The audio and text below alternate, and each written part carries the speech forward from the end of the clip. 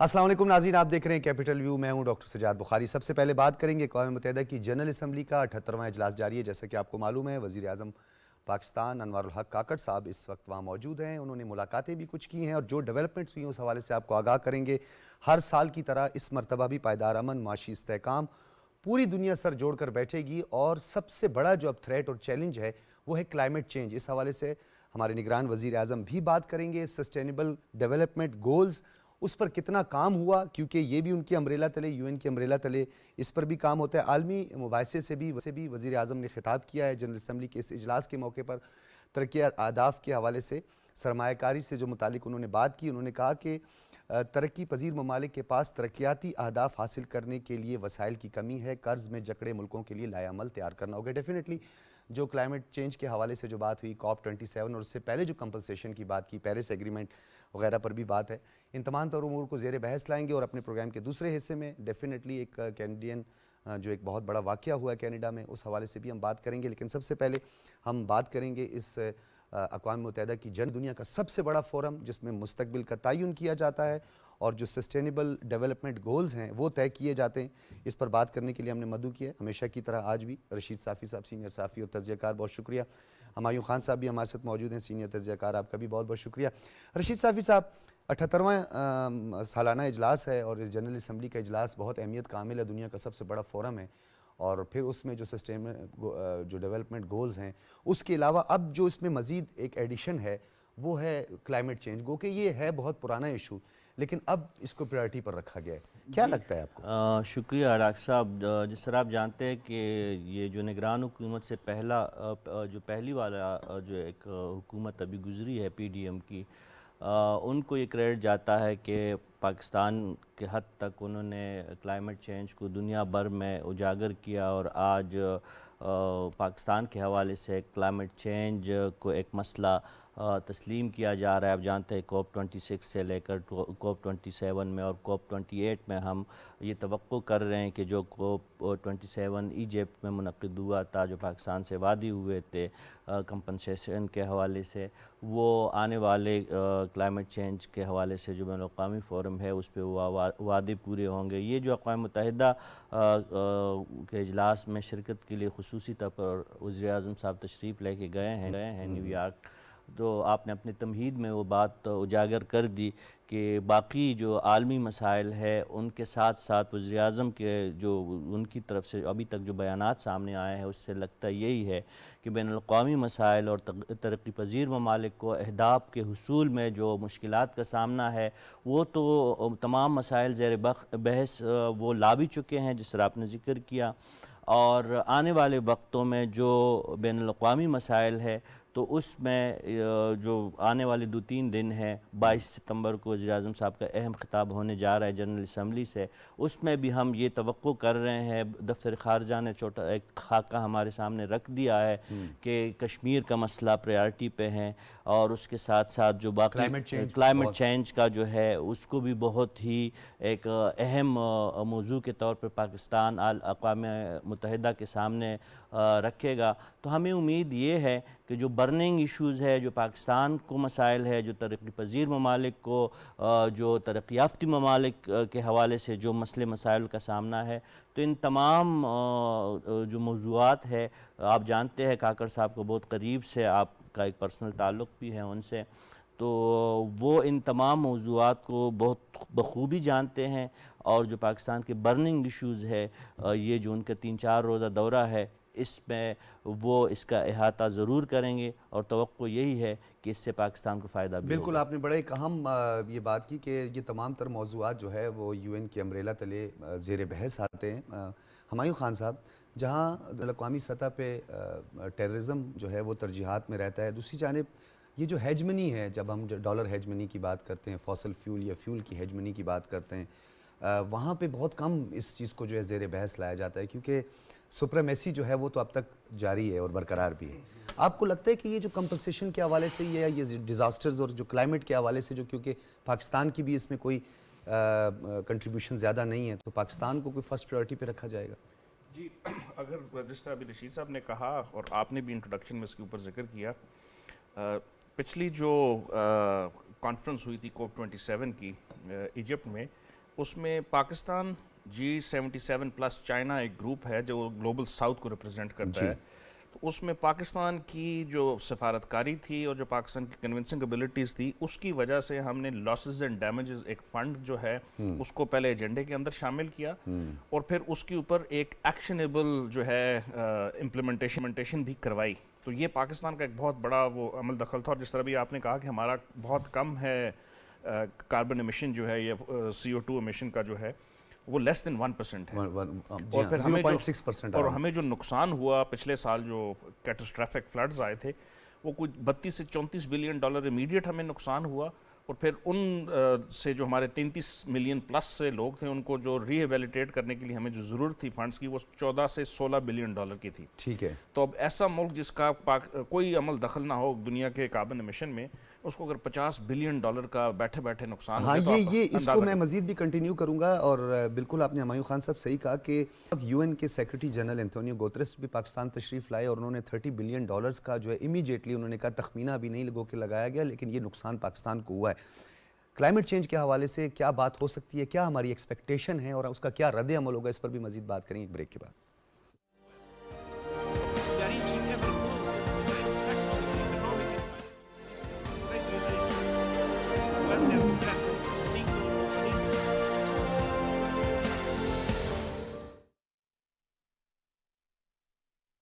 اللہ اکبر اللہ اکبر اللہ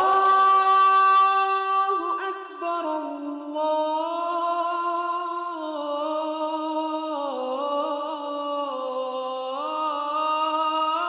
اللہ اکبر اشہد ان لا الہ الا اللہ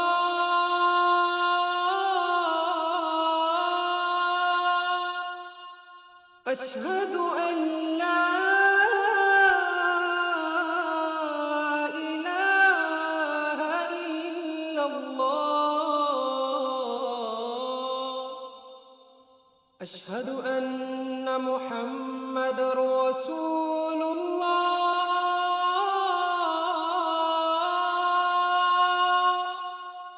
اشہد ان محمد رسول اللہ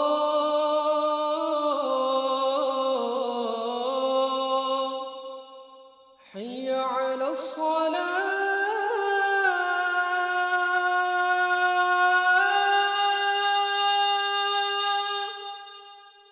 حی علی الصلاة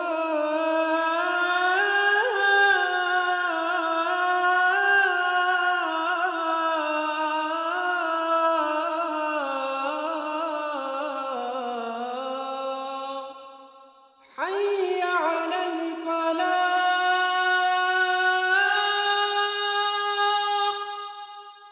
حي على الفلاح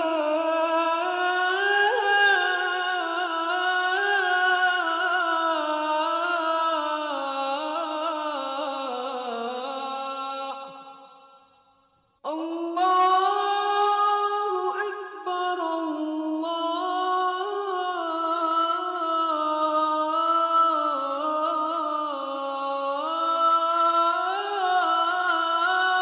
اکبر لا الہ الا اللہ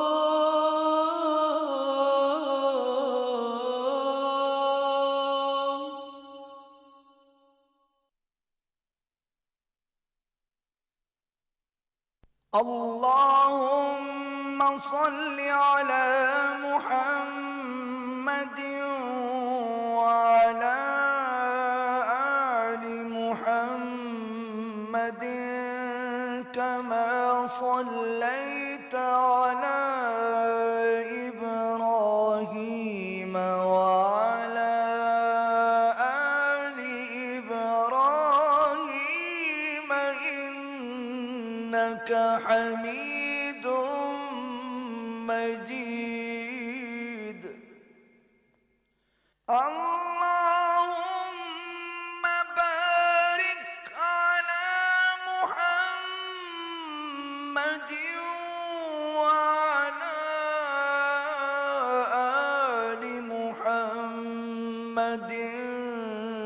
كما باركت على إبراهيم وعلى آل إبراهيم إنك حميد مجيد.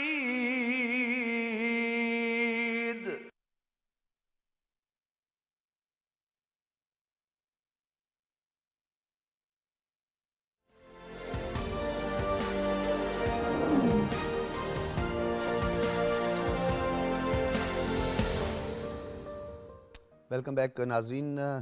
अक़वाम मुत्तहिदा की जनरल असम्बली के 78वें जो सालाना इजलास है उसके हवाले से हम बात कर रहे थे। निगरान वज़ीर आज़म अनवारुल हक काकड़ साहब वहाँ पे मौजूद हैं, जहाँ पे पायदार तरक्की के हवाले से एक गुफ्तगू और मुबाहिसा हुआ, उसमें उन्होंने शिरकत की और उन्होंने तरक्की पजीर ममालिक के हवाले से बात की और ख़ास तौर पर जो रोल बैक करने के हवाले से जो बात हुई, ये बड़ा एक अहम नुक्ता है। मैं हुमायूं खान साहब से जानना चाहूँगा, ये जो बेल आउट है या जो तरक्की पजीर ममालिक को जो बेल आउट किया जाता है या कर्ज़ दिया जाता है, तो उस हवाले से हम पहले भी ये कहते रहे, इस डिज़ास्टर में भी हमने कहा कि इसको एक दफ़ा रिवाइज किया जाए।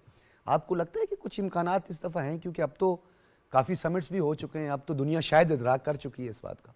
देखें, आज जब कुछ देर पहले या थोड़ी देर पहले, चंद घंटे पहले प्राइम मिनिस्टर की जो तकारीर थी मुख्तलिफ़ मौक़ों पे, एक जो सस्टेनेबल डेवलपमेंट गोल के हवाले से उन्होंने की, उससे पहले उन्होंने ग्लोबल डिफेंस इनिशिएटिव के हवाले से एक बड़ी अहम मीटिंग थी, उसमें भी ये बात की। तो उसमें उन्होंने 3-4 चीज़ों का जिक्र किया और कहा कि इस वक्त जो दुनिया है वो पॉली क्राइसिस से गुजर रही है। पॉली क्राइसिस क्या होता है? जब साइमल्टेनियसली एक बहुत बड़े क्राइसिस मुख्तलिफ जगहों पे होते हैं और उसका इफेक्ट मैसिवली आ जाता है। और वो 3 चीज़ें हैं। कोविड है जिसने दुनिया को हिला के रख दिया, क्लाइमेट चेंज है, और उसके अलावा एक जो कॉन्फ्लिक्ट चल रहे हैं जिसमें रूस और यूक्रेन की जंग है, उसके अलावा और बहुत सारे, अफगानिस्तान का कॉन्फ्लिक्ट है, उसके अलावा यमन के अंदर देख लें, और दुनिया में और बहुत सारी जगहों पे, अफ्रीका और इस तरह के ममालिक में हो रहा है। तो इन हालात में उन्होंने कहा कि जो ग्लोबल साउथ है उसके पास रिसोर्सेज नहीं, और COP27 में वादा किया गया था कि $100 बिलियन एनुअली सबमिट किए जाएंगे ग्लोबल साउथ को सस्टेन करने में। वो अभी हमने देखा नहीं। वादे वहीद बहुत $10 बिलियन से ज़्यादा तो फौरी हमें वो ज़रूरत है। थे वो तो नहीं, वो 10 बिलियन तो सिर्फ पाकिस्तान के लिए था। पाकिस्तान ग्लोबल तो फौरी ज़रूरत है। ग्लोबल नॉर्थ ने वादा किया कि $100 बिलियन एनुअली जो है उसका अखराजात ग्लोबल साउथ के ऊपर किया जाएगा। वो नहीं हो रहे अनफॉर्चुनेटली।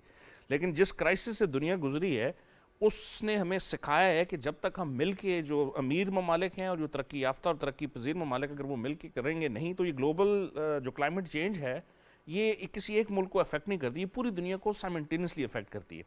तो उस पे उन्होंने जो ग्लोबल डेवलपमेंट इनिशिएटिव है उसको बहुत प्रेज़ किया प्रेसिडेंट शी जिनपिंग की। और उसमें एक चीज़ और उन्होंने जो प्रेज़ की, उन्होंने कहा कि प्रेसिडेंट ने ना सिर्फ ये सितंबर 2021 में जो इसको GDI को अनाउंस किया, अब उन्होंने $10 बिलियन और रखे ताकि सस्टेनेबल डेवलपमेंट गोल्स को अचीव करने में ग्लोबल साउथ की मदद की जाए। ठीक है। 5 एरियाज प्राइम मिनिस्टर ने जो है वो जिक्र किया कि इस पे एम्फेसिस की चाहिए हमें। फूड सिक्योरिटी के ऊपर उन्होंने कहा, इंफ्रास्ट्रक्चर इन्वेस्टमेंट के ऊपर उन्होंने कहा, रेजिलिएंट हेल्थ केयर के ऊपर उन्होंने कहा, इंडस्ट्रियलाइजेशन और डिजिटल डिवाइड जो है ग्लोबल साउथ और ग्लोबल नॉर्थ की है, अगर इसको मर्ज ना किया गया तो ग्लोबल साउथ बहुत अच्छा, पीछे रह जाएगा। एक और डिवीजन का भी इसमें खतरा मौजूद है, जिसपे हमेशा हम बारहा इस पे बड़े टॉक शोज भी हमने किए और प्राइम मिनिस्टर जो है वो 22 सितंबर को इस हवाले से ज़रूर बात भी करने जा रहे हैं। ये इससे पहले अर्थ समिट हुआ था, एक बहुत अर्थ समिट हुआ था 26 ईयर्स अगो। उसमें ये तय किया गया था कि जो तरक्की याफ्ता ममालिक हैं वो अपना कार्बन इमिशन कम करेंगे। 26-27 साल गुजरने के बाद 2.5% भी कार्बन इमिशन कम नहीं हुआ। और फिर इंडस्ट्रियलाइजेशन की भी हवाले से बात हुई है। अगर तो आप तरक्की पजीर ममालिक को इंडस्ट्रियलाइजेशन से रोक देंगे, जो अब इन मराहिल से गुजर रहे हैं, फिर कहाँ खड़े होंगे हम? बिल्कुल आप दुरुस्त कह रहे हैं। जो तरक्की याफ्ता ममालिक है उन्होंने तरक्की के मज़े तो वो ख़ुद समेट रहे हैं, लेकिन उनकी जो सनती तरक्की के नतीजे में तरक्की पजीर ममालिक, जिस तरह हम हुमायूं साहब भी फरमा रहे थे, आपने भी इसका जिक्र किया कि पाकिस्तान जैसे ममालिक जिनका कार्बन के फैलाने में या माहौल को ख़राब करने वाले जो मादे हैं उसको पैदा करने में पाकिस्तान का किरदार ना होने के बराबर है और सज़ा भुगत रहे। और हम अंदाज़े जो अक़वाम मुत्तहिदा के अंदाज़े हैं 38-40 बिलियन डॉलर के जो हमारे नुकसानात हैं, जो बराह रास्त नुकसानात है इस साल, और वो कोई پہلا اور آخری نقصان نہیں ہے جو موسمیاتی تغیر کی وجہ سے پاکستان کو بھگتنا پڑ رہا ہے، اللہ نہ کرے، لیکن خطرات اور خدشات یہی ہے جو کلائمیٹ سائنٹسٹ ہے وہ پاکستان کے حوالے سے کم از کم 6 سے 7 جو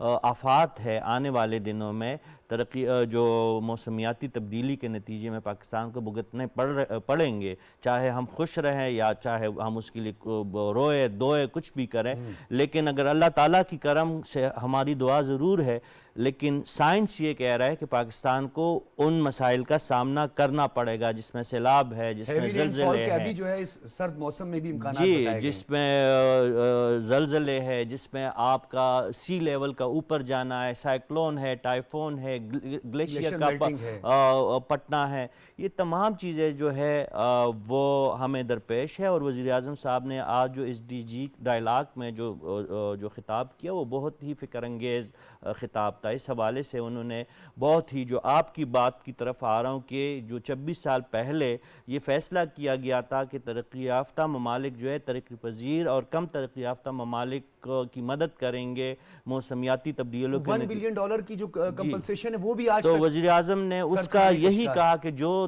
2030 کا جو ویژن رکھا گیا ہے ترقی پذیر ممالک میں مساوی ترقی کے حوالے سے 8 سالوں کا انہوں نے پچھلے 8 سالوں کا خصوصی تذکرہ کیا کہ چلے ہم ماضی کی وہ 25-26 سالوں کی بات نہیں کرتے، لیکن یہ 8 سال جو دنیا متحرک ہو گئی تھی، اقوام متحدہ کی چھتری اس کے تلے ساری چیزیں آ گئی، اس میں بھی پیش رفت کچھ نہیں ہوئی۔ اور پھر جو ایک مؤثر تقریر تھی ان کے اس حوالے سے وہ باقی چیزیں اس کی دہرانے کی ضرورت، جو عالمی تنازعات تھے، جو عالمی وبا کرونا کی صورت میں اس کے نتیجے میں جو نقصانات ہوئے اس کا بھی تذکرہ انہوں نے کیا، لیکن اینڈ پہ ایس ڈی جی سمٹ ڈائلاگ کے حوالے سے جو پاکستان کی تجاویز تھی اس کو اعلامیہ میں شامل کیا گیا، تو یہ ایک بڑی پیش رفت ہے۔ اور ظاہر ہے آپ میں اس وقت وزیر اعظم نے اور یہی کہا وزیر اعظم صاحب نے اس بات پہ زور دیا کہ COP27 جو اس وقت آنے والے وقتوں میں UAE میں پاکستان کے ایک دوست ملک میں ہونے جا رہا ہے، تو انہوں نے یہی کہا کہ کم از کم جو $100 بلین کی دنیا نے جو وعدے کیے ہیں موسمیاتی تبدیلی کی کمپنسیشن کے حوالے سے وہ صرف پاکستان کے لیے نہیں ہے، اس پہ ضرور عمل درآمد ہوگا۔ ایک چیز بلکہ میں ہمایوں صاحب آپ کی طرف آؤں گا، بڑا اہم نقطہ اٹھایا ہے۔ ایک تو اوورآل ہم کمپنسیشن کی بات کرتے ہیں جن کے کاربن ایمیشن نہیں ہے، ایک محل وقوع جغرافیائی طور پر جہاں پہ ماؤنٹین رینج، اب دیکھیں ہمالین جو رینج ہے ہمارے پاس، دوسری ہندوکش رینج ہے، تیسری کراکرم ہے، یہ تینوں کسی وقت بھی موسم کروٹ بدلتا ہے، ایک خطرناک صورتحال، گلیشیئر میلٹنگ کے خطرات موجود ہیں۔ ہمیں تو ایکسٹرا آرڈنری جو ہے ریلیف کی ضرورت ہے، یا ہمیں اس حوالے سے جو کنسنٹریشن اور فوکس کی ضرورت ہے بین الاقوامی سطح پہ؟ ڈاکٹر صاحب آپ کا بالکل 100% تجزیہ ٹھیک ہے، اور اس پہ 2 دنیا کے بہت مستند ادارے ہیں، ایک یونیورسٹی اور ایک ادارہ ہے، ایک نوٹر ڈیم یونیورسٹی ہے اور ایک جرمن واچ ہے جو پچھلے 25-30 سالوں سے اس کے اوپر کام کر رہے ہیں۔ ان کی ایک رپورٹ کے مطابق، اور بڑی مستند رپورٹیں ہیں اور دنیا میں ان کو مانا جاتا ہے، پاکستان دنیا کے ان 10 ممالک کے اندر پہلے، دوسرے، تیسرے نمبر پر ہر سال، یہ 20 سال کا ایک ڈیٹا ہے جو 2001 سے لے کے 2020 تک ہے۔ اس میں کہا گیا کہ ہم پچھلے 20 سالوں میں مختلف آفات سے ہر سال جو ہے ہمیں فیس کرنا پڑتا ہے۔ رشید صاحب نے اس کا ذکر کیا، اس میں ہیٹ ویوز ہیں، اس میں کلائمیٹ چینج سے جتنی بھی چیزیں، زیادہ بارشیں، گلیشیئر برسٹ ہے، کلاؤڈ برسٹ ہونا، پھر یہ جن ماؤنٹینز کا آپ نے ذکر کیا وہاں پہ ٹیکٹونک شفٹس ہو رہی ہیں، زلزلے آنا، سیسمک زون ہے، 2 پروونس ہمارے سیسمک زون، آبادی جو ہے ایک ہماری بہت زیادہ جو ہے بڑھ رہی ہے، اس کا انفارچونیٹلی ہمارا ایک اپنا ایک انڈیویجول ایک وہ فیصلہ ہے اس کے اوپر۔ اس کے ساتھ پھر جس خطے میں ہم ہیں، یہ پچھلے بڑے عرصے سے کرائسس کا، افغانستان پچھلے 20 سال سے ہمارے ساتھ، اور دنیا کی ایک بہت بڑی جو اگر آپ ہیومن ٹریجڈی سمجھ لیں وہاں پہ ہو رہی ہے، پھر انڈین اوشن کے اندر بہت سارے معاملات ہیں، تو ان سب کو لے کے پاکستان اس خطے کے اندر ایک ایسا ملک ہے جو کہ ریفیوجیز کو کتنے عرصے سے سہ رہا ہے، جو دنیا کے مختلف ممالک میں ایک بڑی اہم، اگر آپ UN کی جو ایفرٹس ہیں اس میں دیکھ لیں تو پیس کیپنگ کے اندر ہم پچھلے 20 سالوں میں سر فہرست دوسرے یا پہلے یا دوسرے نمبر، تو ہماری ایفرٹس بڑی ہیں، لیکن اس کے نتیجے میں جو دنیا، اور پھر دہشت گردی کی جنگ دیکھیں تو آپ دیکھیں کہ اس جنگ نے ہمیں اربوں خربوں، مطلب 100 بلینز پلس، اس کی تو کوئی بیسیکلی جو ہے نا انالیسس ممکن ہی نہیں ہے، اس کے سوشل امپیکٹ کا، اس کے جو اور بہت سارے امپیکٹس ہیں، اور پھر 1,20,000 کے قریب قیمتی جانوں کا نذرانہ ہم پیش کر چکے ہیں۔ تو یہ ساری چیزیں کمبائن کریں تو پاکستان ایک ایسی سچویشن کا سامنا کر رہا ہے جہاں پہ قدرتی اور مین میڈ اچھا ڈیزاسٹر. بعض اوقات ہم لوگ ہمایوں خان صاحب بڑے اسپیسیفک مطلب بہت زیادہ کانشیس ہوتے ہیں. ہم کہتے ہیں کہ جی مورالٹیز پہ ہم چلے جاتے ہیں, جسٹس پہ ہم چلے جاتے ہیں. یہ جو معاشی جو مفادات کی دنیا ہے اس میں یہ چیزیں غالب آ سکتی ہیں؟ دیکھیں ریئل پالیٹکس کے سینس میں تو دیکھیں تو نہیں, کیونکہ انٹرسٹ جو ہے ملکوں کے وہ پہلے آتے ہیں. لیکن چونکہ جس طرح میں نے ابھی تھوڑی دیر پہلے کہا کہ ایک ہم ایسے دور سے گزر رہے ہیں کہ جہاں پہ ملٹیپل کرائسس پوری دنیا کو جو ہے, اور کووڈ نے ہمیں سکھایا ہے کہ کوآپریشن کے علاوہ آپ ممکن ہی نہیں ہے. میں چاہتا ہوں کہ ہم اپنی گفتگو کو بھی آگے بڑھائیں. سید انوار الحسن ہمارے اینکر پرسن جو ہیں وہ اس وقت موجود ہیں, اور اقوام متحدہ کی اس جنرل اسمبلی میں جو تمام ڈیولپمنٹس ہو رہی ہیں, سائیڈ لائن ملاقاتیں ہو رہی ہیں, اس پر آپ کی بڑی گہری نظر ہے, فوکسڈ ہے. بہت شکریہ شاہ صاحب. جی بہت شکریہ. بہت شکریہ. بتائیے کس طرح دیکھ رہے ہیں آپ, اوورآل جسچر بہت زیادہ میٹر کرتا ہے. مجھے سب سے پہلے بتائیے کہ یہ عالمی رہنماؤں کا جو جسچر ہے وہ کیا کچھ سنجیدگی کی علامت کے طور پر آپ نے دیکھا اس کو, اور خاص طور پر جو ایرانی جو صدر ہیں ابراہیم رئیسی سے ملاقات ہوئی ہے پرائم منسٹر کی, بارڈر ٹریڈ کے حوالے سے جو بات ہوئی ہے, کیا لگ رہا ہے آپ کو کہ کیا فیچر پلان ترتیب دیا گیا ہے؟ ڈاکٹر صاحب کل فورن سیکرٹری ہیں ہمارے, انہوں نے میڈیا بریفنگ کی اور ان سے یہ سوال کیا جو آپ نے pointed to Iranian president honourable Ebrahim Raisi صاحب کے حوالے سے کیا. انہوں نے کہا بہت ہی خوشگوار ماحول میں گفتگو ہوئی اور دونوں ممالک کے درمیان دو طرفہ تجارت, بارڈر ٹریڈ, اس حوالے سے مختلف تجاویز کا تبادلہ خیال ہوا اور ایک اچھے ماحول میں, دوستانہ ماحول میں بات چیت ہوئی ہے. ہائی پروفائل میٹنگ ایرانین صدر سے. جہاں تک آپ نے جسچر کی بات کی, کافی ایکسپوجر مل رہا ہے نگران وزیر اعظم انوار اللہ کاکڑ صاحب کو. آج کلائمیٹ ایمبیشن مشن سمٹ ہے جو پاکستان کے نقطہ نظر سے خصوصی اہمیت کی حامل ہے, کیونکہ پاکستان ان ممالک میں شامل ہے پہلے 8 جو کلائمیٹ چینج سے بری طرح متاثر ہو رہے ہیں. پرائم منسٹر پاکستان اس حوالے سے اپنا موقف دیں گے. پھر آپ علم میں ہے کہ ڈونر کانفرنس ہوئی تھی جس کے ساتھ جب سیلاب آئے تباہ پاکستان میں, اور $9 ارب کی بجٹ کی گئی تھی. اس حوالے سے بھی پاکستان جو وزیر اعظم ہیں وہ یاد دہانی کرائیں گے اقوام عالم کو, کیونکہ انہوں نے وعدے کیے تھے کلائمیٹ جسٹس کے حوالے سے کہ وہ ان ممالک بالخصوص پاکستان جہاں پر سیلاب کی تباہ کاریاں ہوں یا مختلف موسمیاتی تغیر و تبدل کی وجہ سے جو مسائل جنم لے رہی ہیں, اس کے تدارک کے لیے پاکستان کی ہیلپ کریں گے. تو وہ جو $9 ارب ہیں, اب وقت آ گیا ہے کہ they have to walk the talk.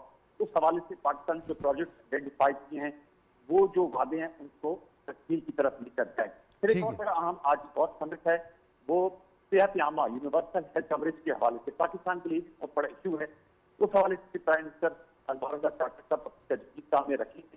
پھر آج IMF کی مینیجنگ ڈائریکٹر صاحبہ کی ملاقات متوقع ہے. وہ بڑی اہم آپ کے میں ہے کہ موجودہ نگران حکومت کی جانب سے معاشی سطح پہ جو اصلاحاتی عمل کا آغاز کیا جائے, اس سلسلے میں اس ملاقات کو بھی خصوصی اہمیت دی جا رہی ہے. ٹھیک ہے. اچھا شاہ صاحب ذرا یہ بھی بتائیے گا, کیونکہ متعدد آپ اس حوالے سے شوز بھی کر چکے ہیں, کیونکہ اقوام متحدہ کی جنرل اسمبلی میں جو ایجنڈا اور وہ سر فہرست رہا ہے وہ وار آن ٹیرر رہا ہے. ہمیشہ اس پر بات بھی ہوئی ہے. پھر ہم کولیشن سپورٹ فنڈ کے حوالے سے گلے شکوے بھی کرتے ہیں. پھر افغانستان کے استحکام جو ہے وہ بھی ہماری ترجیحات میں ہوتا ہے. آپ کو لگتا ہے کہ اس دفعہ اس پر بھی بات ہوگی, پرائم منسٹر صاحب اس حوالے سے فوکس کریں گے؟ جی وزیر اعظم پاکستان جن کا کلیدی خطاب 22 ستمبر کو ہے, ہمیں بتایا گیا ہے کہ ان کی تقریر افغانستان کے حوالے سے کی سیگمنٹ ہے جس میں جو طالبان افغان حکومت ہے ان کی معاونت عالمی برادری کی جانب سے اس پر بھی بات کی جائے گی. جو ان کے فنڈ فریز کیے گئے اس کو ڈسکس کرنے کے حوالے سے. لیکن جو آپ نے نقطہ اٹھایا بارڈر سیکیورٹی کا, بالخصوص افغان سرزمین کا استعمال, انفارچونیٹلی پچھلے دنوں میں ہم نے دیکھا کہ پاکستان میں سیکیورٹی فورسز پر حملے ہوئے اکراس دا بارڈر. اس حوالے سے بھی پرائم منسٹر انوار اللہ کاکڑ صاحب اپنی جو پیس آف مائنڈ ہے وہ شیئر کریں گے. اور جب میری گفتگو بھی ہوئی تھی مسعود خان صاحب سے تو ان کا یہی کہنا تھا کہ امریکہ کی جانب سے اس حوالے سے عدم توجہ تو ہم نہیں کہہ سکتے, لیکن جو مسئلہ ہے وہ اتنا پیش نظر نہیں ہے. لہٰذا پاکستان کی کوشش اور کاوش ہوگی. کل عشائیہ بھی تھا صدر جو بائیڈن کی جانب سے, وہاں پر نگران وزیر اعظم انوار اللہ کاکڑ صاحب بھی موجود تھے, ان کی بھی ملاقات ہوئی. یہ جو آپ نے نقطہ اٹھایا ہے یہ ضرور ان کی تقریب میں شامل ہوگا. مسئلہ کشمیر, افغانستان تو پاکستان کے بنیادی اب ایسے ایشوز ہیں جس سے پاکستان جو ہے وہ متاثر ہوتا ہے, تو لہٰذا یہ معاملہ جو ہے یہ پرائورٹی سے شامل ہے. اچھا انوار حسن صاحب یہ بھی بتانا, یہ جو آگے وہ ہمارا ہمیشہ سے ایک روایت بھی رہی ہے نا, ماضی اور ایک پریسیڈنٹ سیٹ ہوا ہے کہ انڈیا جو ہے وہ پہلے جو ہے ان کی سپیچ آنی ہے, پھر پاکستان کا جو ہے بعد میں نمبر آنا ہے. کوئی کنفرنٹریشن یا کوئی آپ کو اس مرتبہ لگتا ہے کہ کوئی اس طرح کا کلیش یا خدا نہ خواستہ اس طرح کی کوئی بات, کیونکہ ہم تو پیسفلی آگے بڑھنا چاہتے ہیں. دیکھیں ابھی جو حالیہ کینیڈا اور بھارت کے درمیان جو سفارتی سطح پہ معاملات ہیں اس حوالے سے بھی سوال کیا گیا. فورن سیکرٹری صاحب کا کہنا تھا کہ پاکستان تو بھارت کی اصلیت سے بخوبی واقف ہے, بلکہ جو بھارت کی جو جس طرح کا طرز عمل ہے پاکستان کے حوالے سے اس سے نبردازمہ ہو رہا ہے, لہٰذا وہ آپ پوچھا رکھیے کہ وزیر اعظم پاکستان تقریر کریں گے, اس میں تمام معاملات کا احاطہ کریں گے. بھارت کی جانب سے اس پہ جوابی رد عمل آتا ہے اور پھر ہمیں بھی رائٹ آف رپلائی ہوتا ہے. تو وہ جو سفارتی سطح پہ پاکستان اور بھارت کی یونائٹڈ نیشن جنرل اسمبلی میں, کیونکہ ہم ہمیشہ اصولی طور پر مسئلہ کشمیر کو اٹھاتے ہیں اور وہ اس کے حوالے سے پاکستان کے حوالے سے جو منفی بات ان کے ذہن میں اس کو سامنے لے کر آتے. تو یہ جو ایکسچینجز ہیں وہ تو پچھلے سال جو ہے ہر سال ہوتی ہیں. تو obviously it's writing on the wall.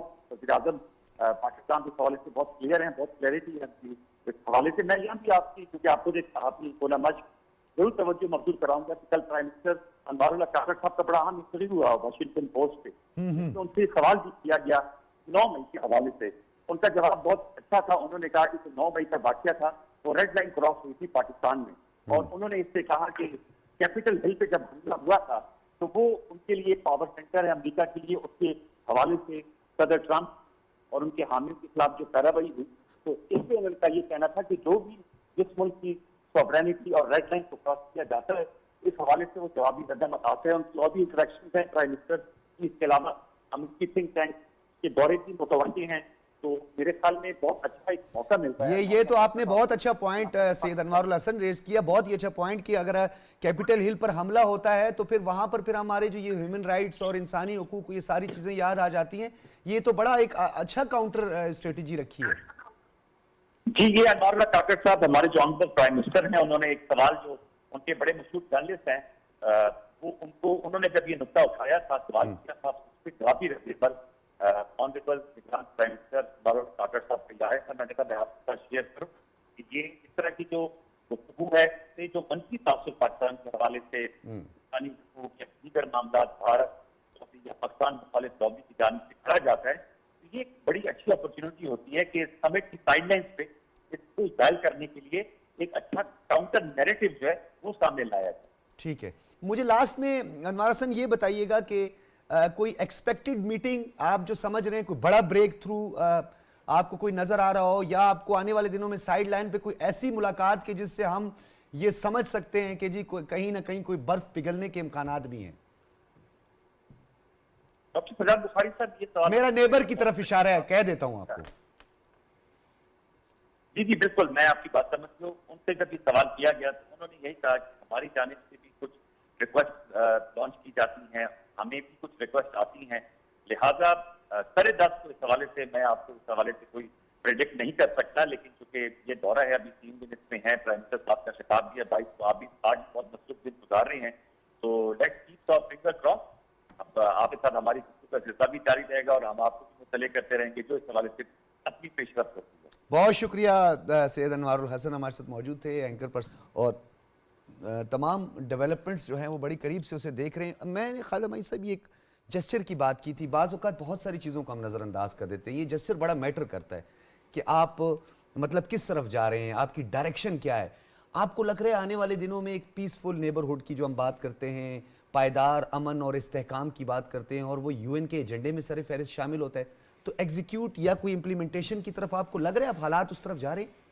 دیکھیں, اس خطے کے اندر تو جو ہے اس وقت پاکستان کی اگر کوششوں کو دیکھا جائے تو ہم کلائمیٹ چینج کے حوالے سے جو گفتگو کر رہے ہیں, بڑا ایک پازیٹیو اور امپیکٹفل جو ہے ڈپلومیسی رہی ہے پرائم منسٹر آفس کی طرف سے بھی, کلائمیٹ چینج منسٹری کی طرف سے بھی, اور فارن آفس کی طرف سے, جو کہ گلوبل ساؤتھ کو ریپرزینٹ کر کے لاسز اینڈ ڈیمیجز کو شامل کر کے, اور آپ اس کی اوپر ایمفیسائز کریں گے. جہاں تک خطے میں امن پیدا کرنے کے لیے, تو ایک سائڈ پہ بھی آپ نے جس طرح انوار صاحب سے بھی ذکر کیا, افغانستان کے معاملات ہیں, اس کے اوپر اسٹیٹ ڈپارٹمنٹ پاکستان کی پوزیشن کو انڈورس کر چکا کہ دوحہ معاہدے کے تحت وہاں پہ جو امن ہونا چاہیے, موجودہ سیٹ اپ جو ہے وہ کوششیں کر رہا ہے, لگ نہیں رہی, نظر نہیں آ رہی, یا اس کا امپیکٹ ہمیں نظر نہیں آ رہا. دوسری سائڈ پہ جس طرح آپ نے دوست ممالک انڈیا کا ذکر کیا، وہ ایک تو پریزیڈنٹ کی وہاں پہ غیر موجودگی ہے پرائم منسٹر کی، تو پرائم منسٹر تو نہیں ملیں گے کہ فارن منسٹر سے، لیکن موسٹ لائکلی اگر کوئی آئس بریک ہوتی ہے تو وہ بھی مجھے نظر نہیں آ رہی، کیونکہ ہمارے فارن منسٹر کی ابھی تک کی بڑی اہم میٹنگز ہو چکی ہیں سعودی عربیہ کے فارن منسٹر کے ساتھ، یو اے ای کے فارن منسٹر کے ساتھ، ناروے کے ساتھ، ڈنمارک کے ساتھ، اور بہت سارے ممالک کے ساتھ، اور او آئی سی کے اندر پیلسٹائن کا جو گروپ آف 6 ہے اس کے اوپر میٹنگ ہوئی. تو پاکستان نے تو اپنی ڈپلومیسی کو واضح کر دیا کہ ہم چاہتے ہیں. ہم تھوڑا آگے بھی بڑھتے ہیں. رشید صافی صاحب، ایک بڑا افسوسناک ثانیہ واقعہ ہم کہہ سکتے ہیں، اور اس پر وزیر اعظم جسٹن ٹروڈو جو ہیں انہوں نے بھی ہاؤس آف کامنز میں ایک ہنگامی بیان میں کہا ہے کہ ان تمام تر حالات کو ہم دیکھ رہے ہیں. اور ہمارے جو سیکرٹری خارجہ ہیں سائرس قاضی، انہوں نے بھی اپنے مشرقی جو پڑوسی ہے اس کی حرکتوں کا جو ہے ذکر کیا ہے کہ ہم اس سے بخوبی واقف ہیں، اور ہم اس حوالے سے 2 ڈوزیز بھی جمع کروا چکے ہیں اقوام متحدہ میں. Kulbhushan Yadav is one of them, جن کو ہم نے ایک حاضر سروس ایک نیوی کمانڈر جو ہے وہ گرفتار ہوا، اور اس نے اس چیز کے شواہد بھی ہمارے پاس ہیں کہ انہوں نے قتل و غارت کیا. کیا لگتا ہے آپ کو، یہ ہندوستان جو ہے وہ اب ہردیپ سنگھ جیسے واقعات تک پہنچ چکا ہے؟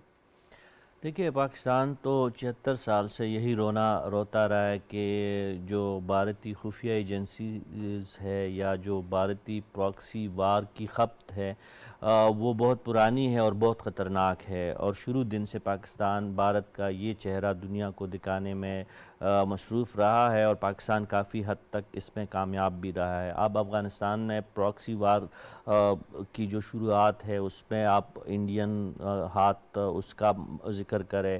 پاکستان کے اندر جو آپ نے جن واقعات کا ذکر کیا، سری لنکن ٹیم پہ جو حملہ تھا، اس کے بعد جو اب چائنیز پہ جو حملے ہوئے ہیں، جو آپ کے گوادر اور آس پاس کے علاقے میں، کراچی میں جو، جی ہاں، اس کا میں ذکر کر رہا ہوں. یونیورسٹی کے اساتذہ کے خلاف جو دہشت گردی ہوئی، اس سب میں جو اسپیشلی جس علاقے سے آپ کا تعلق ہے، وہ بات تو کسی سے پوشیدہ نہیں ہے کہ وہاں پہ دہشت گردی کے 99% واقعات میں بھارتی خفیہ ایجنسیز کا ہاتھ ہوتا ہے. لال قلعہ میں وہ خود اس چیز کو ایڈمٹ کرتے ہیں اور بڑے فخریہ انداز سے وہ کہتے ہیں، اور اپنے اس پراکسی کے شوق کے بارے میں جو خطرناک شوق ہے، اور اس کے حوالے سے جو باقی ممالک میں دہشت گردی کے واقعات جو کرواتا ہے. چلے پاکستان کے ساتھ تو ان کا ایک درینہ تنازع ہے، ہم مان لیتے ہیں.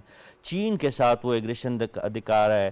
لداخ کا مسئلہ آپ دیکھیں، آپ اروناچل پردیش کا، آپ اس کا جو ایک قضیہ ہے چین اور انڈیا کے درمیان، ہر دفعہ یہیں سے ہی ایگریشن ہو رہی ہے. نیپال کے ساتھ دیکھیں، سری لنکا کے ساتھ آپ دیکھیں، بہت سارے ممالک کے ساتھ ان کا یہی رویہ ہے.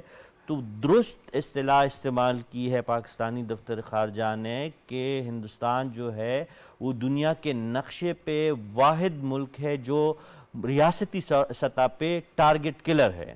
یہ دنیا کا ایک یونیک ملک ہے جن کو یہ ٹائٹل ملا ہے. پہلے مودی کو یہ اعزاز حاصل ہوا کہ وہ بچر کے نام سے مشہور، بچر آف گجرات کے نام سے مشہور ہوئے، اور اب ان کی انتہا پسندانہ پالیسیوں کا نتیجہ ہے کہ پوری ریاست کو جو ہے عالمی سطح پہ ٹارگٹ کلر قرار دیا جا رہا ہے. اور وہ پاکستان کی بات تو چلے ایک سائٹ پہ ہم رکھ لیتے ہیں، کینیڈین وزیر اعظم خود، اور انہوں نے یہ بھی کہا کہ G20 میں وہاں پہ ان سے یہ بات ان کے سامنے بیٹھ کر ان کو کہی ہے. ایگزیکٹلی G20 انڈیا میں آ کے وہ مسئلہ تو وہیں سے سٹارٹ تھا.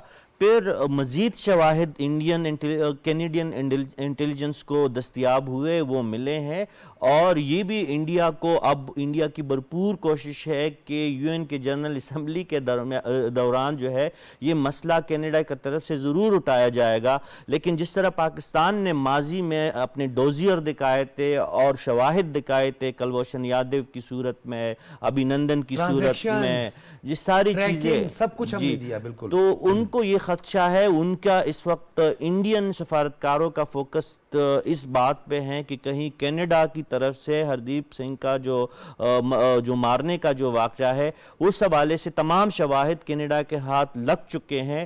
تو سائیڈ لائنز پہ کینیڈا کی منت سماجت کی جا رہی ہے کہ کم از کم جنرل اسمبلی کے حد تک اس معاملے کو نہ لے کے جائے. لیکن ان کی پریشانی بہت عیاں ہے. پاکستان اس وقت کم از کم کشمیر کے معاملے میں اور انٹرنیشنل ٹیررزم کے حوالے سے انڈین ہاتھ جو ہے اس کو اجاگر کرنے میں وہ جنرل اسمبلی کے اجلاس سے پہلے ہی پاکستان اپنے یہ مقصد حاصل کرنے میں کامیاب ہوا. اور ہمیں ایک دفعہ پھر شکر گزار ہونا چاہیے ترکش صدر کا, جنہوں نے ایک دفعہ پھر نقاب اتارا ہے انڈین جو مودی سرکار اور انڈین کا جو ایک مکروہ چہرہ ہے دہشت گردی کے حوالے سے, شدت پسندی کے حوالے سے, اسپیشلی مقبوضہ کشمیر کے مسئلے کے حوالے سے. تو انہوں نے ایک دفعہ پھر اس مسئلے کو عالمی فورم پہ پاکستان اجاگر کر کے پاکستان پہ ایک اور احسان کیا ہے. یہ جو آپ نے بات کی کہ اب تو راز دنیا کی, ویسے ہم ہمایوں خان سے بھی اکثر یہ بات کرتے ہیں, ہم دنیا کی آنکھوں میں بھارت دھول جھونک رہا ہے اور دنیا کو شاید سمجھ نہیں آ رہی ہے. ایسا لگتا ہے آپ کو بھی؟ ایسا لگتا ہے بچر آف گجرات اور پھر اس کے بعد آکس کوارڈ, پھر اس فارمیشن کا حصہ بنانا, پھر نیوکلیر سب میرینز دینا, پھر یہاں تھانے دار بنا دینا, G20 سمٹ کروانا. دیکھیں ایک تو ریئل پالیٹکس کے اندر انٹرسٹ جو نیشن سٹیٹس کے وہ پہلے آتے ہیں, اور پھر جو یونائٹڈ نیشن کے جو یونیورسل پرنسپلز ہیں ہیومن رائٹس کے, وہ کبھی کبھی پس پرد چلے جاتے ہیں. لیکن جو آپ کا سوال ہے اس میں ایک سلور لائننگ یہ ہے کہ پچھلے چند سالوں سے کنٹینیوسلی, جس طرح ابھی رشید صاحب نے پریزیڈنٹ ایردوغان کا ذکر کیا, 2020 کا ان کا جو پری ریکارڈڈ میسیج تھا اس میں انہوں نے کشمیر کا ذکر کیا, 21, 22 اور یا اب 23 میں, تینوں سالوں میں مسلسل ان کی طرف سے. اس کے علاوہ باقی ممالک کی طرف سے بھی OIC کی جو مختلف جو کمیٹیز تھیں جو کشمیر کے اوپر تھی, وہاں پہ اس کا جو ہے ذکر ہوا. اب اگر آپ دیکھا جائے تو ایک بڑے میسو لیول پہ دنیا کے سامنے جو ہیومن رائٹس وائلیشن کشمیر کے اندر انڈیا کی طرف سے ہو رہی ہے, اور وہ کوئی چھوٹی موٹی نہیں ہے, وہ دنیا کی سب سے بڑی اوپن جیل کا کنسیڈر کیا جاتا ہے. وہاں پہ جرنلسٹ کو, وہاں پہ ینگسٹرز کو, وہاں پہ پارلیمنٹیرینز جتنے بھی ہیں, پھر جو انہوں نے یونیلیٹرلی اور ان لافلی اپنا کانسٹیٹیوشن اجیت ڈیول نے جو ایک مینیج کر کے وہ سری نگر میں ایک برٹش پارلیمنٹیرین کو بلا کے بھی ایک ڈرامہ کیا. اچھا, اور اس کے بعد G20 کا سمٹ اگر آپ دیکھیں تو انہوں نے جو سری نگر میں کرنے کی کوشش کی, اس میں سعودی عربیہ نے انکار کیا, چائنا نے انکار کیا, ترکیہ نے انکار کیا, اور جو پاکستان اور اب G20 میں P5 کے 2 کنٹریز نہیں تھی, نہیں آئے. تو یہ اس چیز کی طرف اشارہ کرتا ہے کہ جو پاکستان کا موقف اور جو کشمیر کی جو سٹرگل ہے اس کو حاصل کرنے کے جو آبجیکٹیو ہیں وہ آہستہ آہستہ قریب ہوتے ہوئے ہمیں نظر آ رہے ہیں. ابھی بھی ہمیں بہت کوشش کرنی پڑے گی دنیا کے ممالک کو جو ہیومن رائٹس پہ بلیو کرتے ہیں.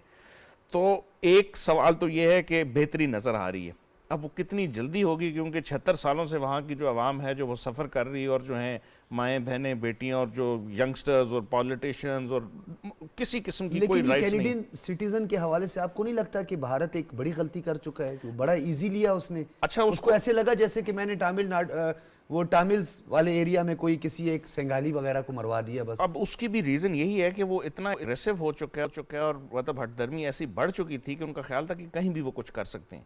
تو یہ پرائم منسٹر ٹروڈو نے کہا ہے, انہوں نے کہا کہ میرا یونیلیٹرل فیصلہ نہیں ہے, میں نے اپنے اتحادیوں سے مشورہ کر کے یہ سپیچ دی ہے. ان میں UK کے پرائم منسٹر کے ساتھ اور پریزیڈنٹ بائیڈن کے ساتھ گفتگو کے بعد یہ بات ہوئی, اور اس کے علاوہ آسٹریلین اپنے ہم منصب کے ساتھ بھی ان کی گفتگو جاری ہے. تو جو آپ نے ابھی ذکر کیا ایک انٹرنیشنل جو پیس تو خیر نہیں تھا, انٹرنیشنل سیکیورٹی جو فریم ورک انہوں نے بنانے کی کوشش کی, کبھی چین کے خلاف اور کبھی, اس میں اب دراڑ پڑتی ہوئی آپ کو نظر آئے گی. اگر امریکہ بھی اس پہ ایک سٹانس لیتا ہے, اور جو کہ ان کے فارن آفس کی طرف سے, اسٹیٹ ڈپارٹمنٹ کی طرف سے سپیچز آئی ہیں, کہ کامنٹس آئے ہیں کہ یہ اس کے اوپر تھورو انویسٹیگیشن ہونی چاہیے. یہ جون میں یہ واقعہ ہوتا ہے. اس کے بعد 3-4 مہینے ایک تھورو انویسٹیگیشن کے بعد پرائم منسٹر کے کسی ملک کا ایک اوپن سٹیٹمنٹ دینا, اس کا مطلب ہے کہ ان کے پاس ثبوت ہیں, ایسے اٹھ کے کوئی بات نہیں کہیں گے. بالکل. تو یہ اس چیز کی طرف اشارہ ہے کہ انڈین, اگر آپ ان کا میڈیا اس وقت اٹھا کے دیکھ لیں, سوشل میڈیا ایک عجیب طوفان آپ کو نہیں لگتا کہ ہماری ڈیمانڈ جو ہے وہ جسٹیفائڈ کرتی ہے کہ جی P5 کے یا طاقتور ممالک جو ہیں وہ ایک کمیٹی بنائیں اور اس کی انویسٹیگیشن ہونی چاہیے؟ ایبسولوٹلی. دیکھیں پاکستان تو اس سے پہلے آپ نے ابھی خود امریکہ, فرانس, جرمنی اور دیگر جو طاقتور ممالک ہیں اس کا حصہ ہوں. ڈوزیئرز کا آپ نے ذکر کیا کہ ہم دے چکے ہیں UN میں. ناؤ اٹس اباؤٹ ٹائم کہ ان کو سیریسلی لیا جائے. اگر پاکستان کی بات نہیں مانی جا رہی تو اب ایک ڈیولپڈ کنٹری جو کہ ویسٹرن اس کا حصہ ہے, اس کے پرائم منسٹر کی طرف سے یہ بات ہو رہی ہے. تو پاکستان کا موقف تو جو ہے اس کو تقویت مل رہی ہے. لیکن بات پھر یہاں پہ آ جاتی ہے کہ انڈیا کا اکنامک مائٹ جو ہے وہ بہت ساری چیزوں کو دبانے کے لیے وہ اس کا اثر رسوخ استعمال کرے گا. ابھی اس طرح رشید صاحب نے ذکر کیا کہ وہ سائیڈ لائن پہ وہ کوششیں کر رہے ہیں کہ یہ اوپن UN کے فورم پہ یہ بات نہ ہو, لیکن یہ ہوگی. اور اگر prime minister Justin Trudeau openly T V پہ آ کے اور ایک ہاؤس آف کامن کی جو اسپیچ ہے اس میں یہ بات کرتے ہیں تو اس کا مطلب ہے کہ انڈیا کا جو موقف ہے وہ اب کھل کے جو ہے وہ آشکار ہو چکا ہے. اب ورلڈ لیڈرز کو اس پہ فیصلہ کرنا پڑے گا, اچھا بات کرنی پڑے یہ گی. جو بار بار وہ جو چائنا کنٹینمنٹ جو کہ G20 میں بھی گو کہ اس کا بیانیہ جو سامنے اعلامیہ جو سامنے آیا, اس اعلامیہ میں تو اس کوریڈور کا ذکر نہیں کیا, لیکن اوورآل جو ہے سائیڈ لائن پر ایک پھر ایک کوریڈور اور ایک اکنامک کوریڈور اس بیلٹ اینڈ روڈ کے کا کوئی ایک کاؤنٹر کرنے کے لیے, جیسے اس سے پہلے خیال آ گیا تھا نا وہ G6-7 کو بھی کہ جی کوئی ایک ڈیموکریٹک کوریڈور بنائی جائے جو کہ بلڈ بیک فیوچر کے نام سے انہوں نے نام کیا کیا. ایسا جی کچھ ڈاکٹر صاحب دیکھیں, یہ تو جو چینی قیادت نے جو ویژن جو پیش کیا بیلٹ اینڈ روڈ انیشیٹو کے حوالے سے, تو اس وقت بھارت جیسے ممالک کو یہ ایک نہ ہونے والا کام لگا تھا. اب ساری چیزیں عملی طور پر ہوتی ہوئی انہیں نظر آ رہی ہے, اسپیشلی انفراسٹرکچر بن چکا ہے. آپ دیکھیں سی پیک کے حوالے سے ایک دفعہ پھر تیزی دیکھنے میں آ رہی ہے. گوچے سی پیک ایک چھوٹا سا حصہ ہے بیلٹ اینڈ روڈ انیشیٹو کا, دنیا بھر میں پذیرائی حاصل ہو رہی ہے, اس میں دنیا کے کئی ممالک خود آ کے شامل ہو رہے ہیں. اب دیکھیں روس اور سعودی عرب کا ایک دیرینہ روس کے حوالے سے چینی کردار, اور پھر ایران اور سعودی عرب کا ایک دیرینہ تنازع حل کر کے ان کو اس پروجیکٹ کا حصہ بنانا, اور اس گلوبل ساؤتھ کے حوالے سے جو چین کی اپنی ایک پالیسی ہے, اور انہوں نے ایک جو چینی جو اس منصوبے کو ڈیٹریک کرنے یا چینی ترقی کا پہیہ روکنے میں بھارت کا تو وہ کردار اتنا زیادہ اہمیت چین اس کو نہیں دیتا. اس کا سب سے بڑا دشمن جو عالمی سطح پہ امریکہ میں ہے. ابھی امریکہ کو بڑا کل کے پیغام چائنیز دفتر خارجہ نے دے دیا ہے اعلیٰ سطح پہ کہ تائیوان کے معاملے پہ جب ریڈ لائن کی ذکر تھوڑی دیر پہلے ہو رہا تھا تو چین نے تائیوان کو پھر ماسکو سمٹ کیا ون چائنا کی جو پالیسی تھی, اور اس میں خصوصی طور پر یہ ذکر چینی قیادت نے امریکہ کو مخاطب کرتے ہوئے کہا کہ یہ ہماری ریڈ لائن ہے, اس سے آگے نہیں بڑھنا. تو آپ کی بات بالکل بجا ہے کہ بھارت جیسے ممالک کی خواہش ہے اور کوشش ہے کہ بیلٹ اینڈ روڈ انیشیٹو ہو یا چینی قیادت کی جو ان کی گلوبل سیکیورٹی انیشیٹو ہو. اس لیے تو لداخ میں اور جو باقی سرحدی تنازعات کے حوالے سے جو ان کے جو چین نے بھی حالیہ دنوں میں وہ بھی نقشے جاری کر دیے اور انڈیا کو بالکل لال جھنڈی دکھا دی, اور لال جھنڈی بھی وہاں پہ انہوں نے استادہ کر دی. رشید صافی اس دن پینل میں بھی میں بیٹھا تھا, کوئی پینل ڈسکشن ہو رہی تھی, تو جو انڈین پینلسٹ تھے وہ بڑے ایگریسو نظر آئے تھے. ان سے میں نے ایک سوال کیا تھا, اس پہ وہ تھوڑا سا سٹ پٹا گئے, وہ جواب نہیں دے پا رہے تھے.